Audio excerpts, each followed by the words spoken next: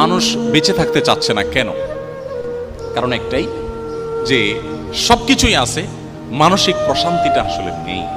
নবী করিম সাল্লাল্লাহু আলাইহি সাল্লাম বলেছেন, লাইসাল গিনা বিকাসরাতিল আরদ। পৃথিবী তথ্য প্রযুক্তির উন্নতির চরম শিখরে পৌঁছে যেতে পারে, নানা রকমের আবিষ্কার দিয়ে পৃথিবীর মানুষের জীবনযাত্রাকে পানির চাইতে সহজ করে ফেলা হতে পারে, বাট এর কোনোটি মানুষকে সুখী করবে না, এর কোনোটি মানুষকে মানসিক প্রশান্তি এনে দিবে না। ওয়ালাকিন্নাল গিনা গিনান নাফস। নবী করিম সাল্লাল্লাহু আলাইহি সাল্লাম বলেছেন, এই সচ্ছলতা, এই উন্নয়ন, এটা আসলে প্রকৃত সচ্ছলতা নয়। আসল এবং প্রকৃত সচ্ছলতা হলো মানুষের মানসিক প্রশান্তি।